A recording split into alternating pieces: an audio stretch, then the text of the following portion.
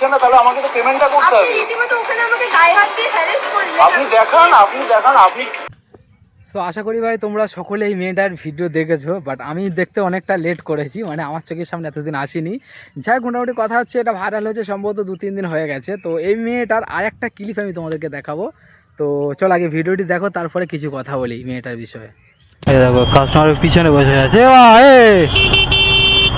এ ভাই র্যাপিডো পিছনে customer helmet পরে নিয়ে একদম ওই সব সিসি ক্যামেরা ফাইন পড়ে যাবে পুরো, হেলমেটটা পরিয়ে নে।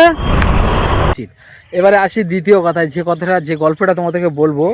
যেদিনকে রাত্রে এই ঘটনাটা ঘটে সেই দিন রাত্রে সকালবেলা ইকো পার্ক 1 নম্বর থানা থেকে আমি পিক আপ করেছি মেয়েটার। বাট সেদিনকে দুর্ভাগ্যত ভাই আমার ক্যামেরায় চার্জ ছিল না, ওই জন্য ক্যামেরাটা খোলা ছিল।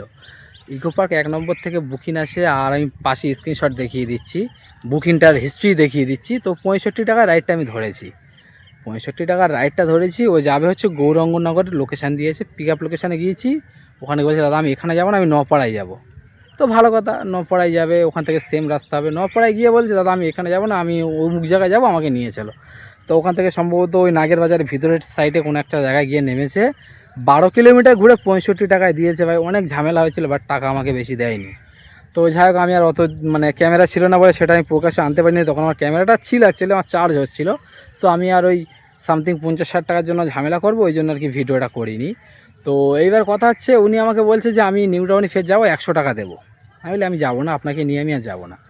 তো আমি একটা রিটার্ন অন্য বুকিং নিয়ে আসছি, আর সেম টাইমে ওই চীনা পার্কে দেখা হয়েছিল, যে ভিডিওটা তোমাদেরকে আমি দেখিয়েছি।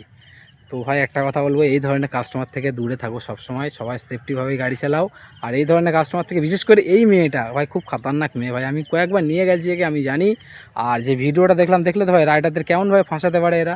ওই যে যদি অনলাইনে 1000 টাকার কেস যায়, ও নিজেও জানতে পারবে না, বাট বাড়ি গিয়ে দেখবে ভাই 1000 টাকা চোনা লেগে গেছে। মানে 1000 টাকা ইনকাম করতে গেলে ম্যাক্সিমাম এখন 2 দিন খাটতে হচ্ছে, এখন যা বাজারের কন্ডিশান।